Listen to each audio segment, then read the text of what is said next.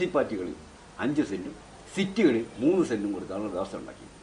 ഇതും കൊടുക്കാതെ ഇതിനും കഴിയാതെ വന്നു. അതായത് 64 ശേഷമുള്ള ഈ ഭൂപരിഷ്കരണ ബില്ല് ഉണ്ടായി 64 ശേഷമുള്ള കുടികിടപ്പൊന്നും അംഗീകരിക്കാൻ പറ്റുന്നതിൻ്റെപ്പോഴാണ് ഈ കുടികിടപ്പ് അംഗീകരിക്കാൻ നിയമത്തിൽ വ്യവസ്ഥകളുണ്ട്. 60 ശേഷം കുടികിടപ്പുകൾ അംഗീകരിക്കാൻ പറ്റാതെ വന്ന സമയത്താണ് ഈ ഹരിജൻ ലക്ഷം പേര് ഹരിജൻ കോളനികൾ ഉണ്ടാക്കുന്നത്. അങ്ങനെ 1970 ഭൂപരിഷ്കരണം പൂർത്തിയാക്കി കഴിയുമ്പോൾ വലിയൊരു ശതമാനം ജനങ്ങൾ ഭൂരഹിതരായിട്ട് മാറി. കേരളത്തിൽ ഈ പ്ലാന്റേഷൻ്റെ മേഖല ഭൂപരിഷ്കരണത്തിൽ നിന്ന് ഒഴിവാക്കിയിട്ട് ഏതാണ്ട് 35 വർഷങ്ങൾ 38ഓളം വർഷങ്ങളായി. കേരളത്തിലെ ഒരു സോഷ്യൽ ഏജൻസിക്കും കേരളത്തിൽ ഇത്രയും ഭൂമി ഇവിടെ മിച്ചമുണ്ടെന്നോ ആ ഭൂമി യഥാർത്ഥത്തിൽ ഭൂരഹിതർക്ക് വിതരണം ചെയ്യാവുന്നതാണെന്നോ കേരളത്തിലെ പൊളിറ്റിക്കൽ ഓർ സിവിൽ ഏജൻസി ഒരു ഏജൻസി പോലും അത് ആവശ്യപ്പെട്ടില്ല.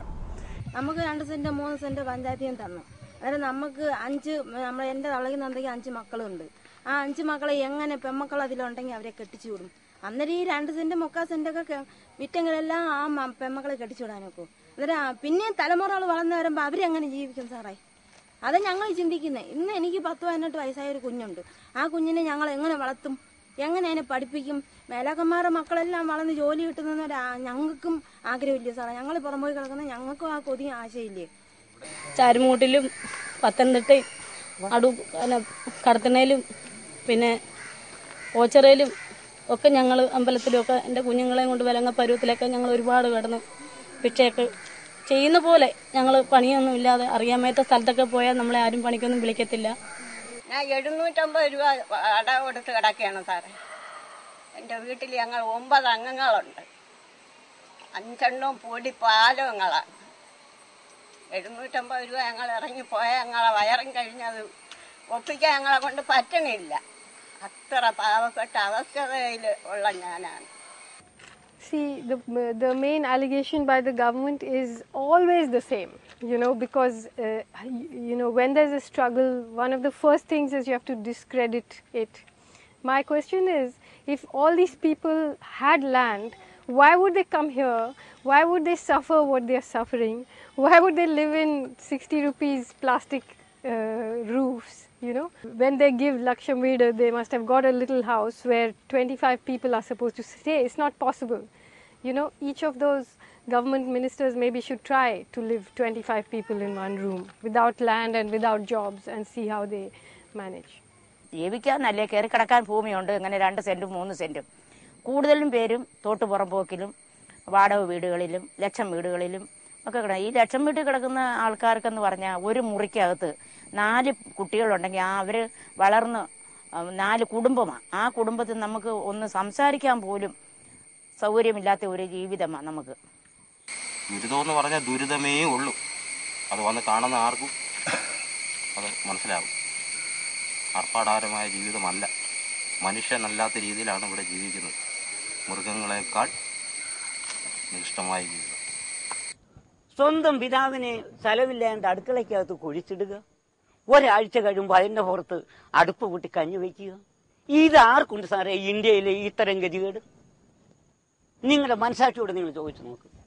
ഈ പട്ടികവർക്കൊക്കെ അല്ലാതെ കണ്ട് ഇത്രയും ദയനീയമായ രംഗം നിങ്ങളുടെ ജീവിതത്തിൽ എവിടെയും കണ്ടിട്ടുണ്ടോ?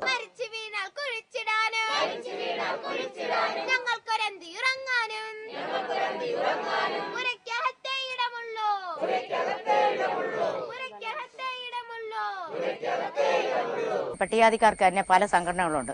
ഒറ്റയ്ക്ക് നിന്ന ഒരു കാര്യങ്ങൾ സാധിക്കാൻ കഴിയത്തില്ല. അങ്ങനെ മനസ്സിനൊരു പ്രയാസം ഉണ്ടായിരുന്ന സമയത്താണ് ഞാൻ പത്തനംതിട്ട വരുന്നപ്പം നമ്മുടെ ലാഘവൻ സാറ് സാധുജന വിമോചന സമിതി വേദി എന്ന ഒരു സംഘടനയ്ക്ക് രൂപം നൽകുകയും ആ സംഘടനയിൽ വന്ന് അതിൻ്റെ പൊതുയോഗങ്ങളിലൊക്കെ പങ്കെടുത്തപ്പം നമുക്ക് ഉതകുന്നതായ അല്ലെങ്കിൽ നമുക്ക് അനുയോജ്യമായ ഒരു സംഘടനയാണ്. അങ്ങനെ ആ സംഘടനയുടെ നോക്കിയപ്പോൾ 22 ആവശ്യങ്ങൾ പട്ടികജാതിക്കാർക്ക് സാധിച്ചെടുക്കുന്നതിന് വേണ്ടിയുള്ള ഒരു സമര സംഘടനയായിരുന്നു.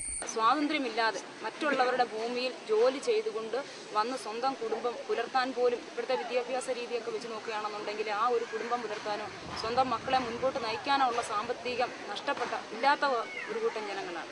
അപ്പോൾ അവരുടെ വേദനകൾ അതിൽ നിന്നും ഏത് മാർഗം സ്വീകരിച്ചായാലും ഈ നമുക്ക് സ്വന്തം കാലിൽ നിൽക്കത്തക്ക രീതിയിൽ ദാരിദ്ര്യയ്ക്ക് മുകളിൽ എത്തുവാനുള്ള ആ ഒരു ഭൂമി കൈവശപ്പെടുന്നതിന് വേണ്ടി അല്ലെങ്കിൽ അത് നേടിയെടുക്കുന്നതിന് വേണ്ടിയുള്ള ആ ഒരു ത്യാഗത്തോടു കൂടി ഏത് രീതിയിലുള്ള ത്യാഗമാണെങ്കിലും അത് സഹിക്കാനുള്ള സന്നദ്ധയോടുകൂടിയാണ് ഞാൻ ഇവിടെ കൂട്ടപ്പെടുത്തുന്നത്.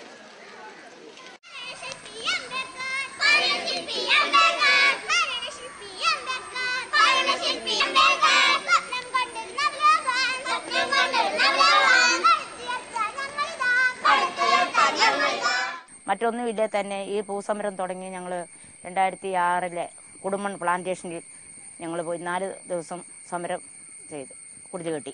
ആ കുടിൽ കെട്ടിയ സമയത്ത് നമ്മുടെ റവന്യൂ മന്ത്രി നമുക്ക് ചർച്ചയ്ക്ക് വിളിക്കുകയും മന്ത്രിമാരെ ചേംബറിൽ വെച്ച് ചർച്ചയ്ക്ക് വിളിച്ചു. ആ ചർച്ചയിൽ നമുക്ക് ഭൂമി പത്തനംതിട്ട ജില്ലയിൽ ഡിസംബർ 31 നമുക്ക് കുറച്ച് പേർക്ക് ഭൂമി തരാമെന്നും ശേഷമുള്ള ആൾക്കാർക്ക് ആഗസ്റ്റ് 15 ഭൂമി തരാമെന്നും പറഞ്ഞു.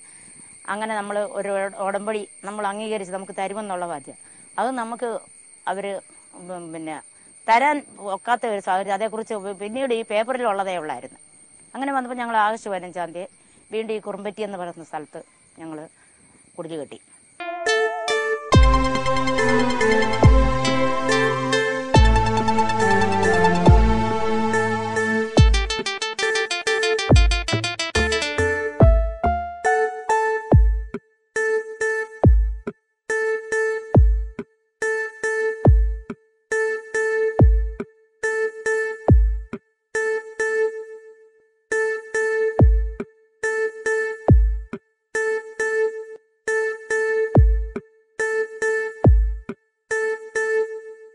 വിശന്ന് പൊരിയുന്ന പാവപ്പെട്ടവന്, അതായത് ഒരു ചാൺ വയറിന് വേണ്ടി നീറിപ്പുകഞ്ഞ് കഷ്ടപ്പെട്ട് ജീവിക്കുന്ന ഒത്തിരി ആയിരക്കണക്കിന് പട്ടിണിപ്പാവങ്ങൾ ഇവിടെ വസിക്കുന്നുണ്ട്. വിദ്യാഭ്യാസം കുട്ടികളെ നശിച്ച് അതുപോലെ തന്നെ രോഗബാധിതരായിട്ടൊക്കെ ഇവിടെ കഴിയുന്നുണ്ട്. ഇതെല്ലാം സഹിച്ച് കഴിയുന്നത് അവർക്കൊരു പിടി മണ്ണ് വേണം. അവരുടെ വരും തലമുറയ്ക്കെങ്കിലും ജീവിക്കാൻ ഇപ്പോഴും സാധിച്ചിട്ടില്ല. 60 വർഷം കൊണ്ട് മാറി മാറി വരുന്ന ഗവൺമെന്റ് ഞങ്ങളെയൊക്കെ ആയുധമാക്കി ഇവിടെ ഭരണത്തിൽ വന്നെങ്കിലും ഞങ്ങൾക്കൊന്നും 10 പൈസയുടെ പ്രയോജനം പോലും ചെയ്തിട്ടില്ല. ശ്രീമൂല മഹാരാജാവിന്റെ കാലം മുതൽ തന്നെ ഉണ്ടായിട്ടുള്ള വ്യവസ്ഥകളൊക്കെ തരാമെന്ന് പറഞ്ഞിട്ടുള്ളതല്ലാതെ അവയൊന്നും ഇവിടുത്തെ അടിസ്ഥാനവർഗ ജനവിഭാഗങ്ങൾക്ക് അനുഭവിക്കാൻ അവസരം കിട്ടി. അവയുടെ യാഥാർത്ഥ്യബോധം അവർക്ക് മനസ്സിലാക്കാനും കഴിഞ്ഞിട്ടില്ല. പകരം അതായത് ഒരു ഉടവയ്ക്ക് അർഹതപ്പെട്ട ഒരു വ്യക്തിക്ക് കർച്ചീഫ് കൊടുത്തിട്ട് പുടവ കൊടുത്തു എന്ന് വിശേഷിപ്പിക്കുന്ന ഒരു പ്രവണതയാണ് ഗവൺമെന്റിന്റെ കക്ഷി രാഷ്ട്രീയ പ്രസ്ഥാനങ്ങളുടെ ഇതുവരെയുള്ള സമീപനവും മനോഭാവവും.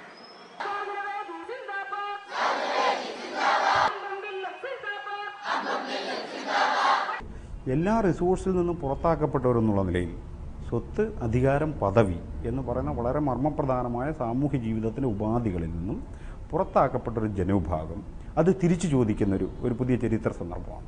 ഇവിടെ വളരെ പ്രൈമറി ആയിട്ടുള്ള അസറ്റാണ്, റിസോഴ്സാണ് ഭൂമി എന്ന് പറയുന്നത്. ആ ഭൂമി അവർ ചോദിക്കും. ഇത് സാങ്കേതികമായി ഇവിടെ ഈ 70,000 ഏക്കർ ഭൂമി ടാറ്റ കൈവശം വെച്ചില്ലെങ്കിലും ഇവർ ഭൂമി ചോദിക്കുമെന്നുള്ളതാണ് എൻ്റെ പൊളിറ്റിക്സ്. ഒരു പുതിയൊരു സോഷ്യൽ ഏജൻസിക്ക് മാത്രമേ ഇത് തിരിച്ചറിയാൻ, ഇവിടെ ഭൂമി ഉണ്ടെന്നുള്ളത് 70 മുതൽ എല്ലാവർക്കും അറിയാം.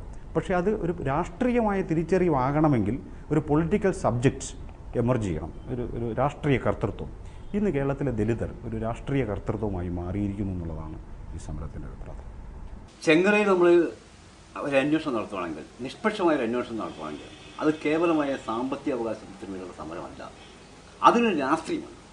അവിടെ നമ്മൾ സംസാരിക്കുന്നത് ഏത് വ്യക്തിയോട് സംസാരിച്ചാലും അവർ ഭൂപരിഷ്കരണം എന്ന് പറയുന്നതിനെ തള്ളിക്കളഞ്ഞു വയ്ക്കുന്നത്. അതിൽ നിന്ന് അവർ വഞ്ചിക്കപ്പെട്ടു, അവർക്ക് ഭൂമി ലഭിച്ചില്ല എന്നൊരു വാദം അവർ മുന്നോട്ട് വെച്ചിട്ടുണ്ട്.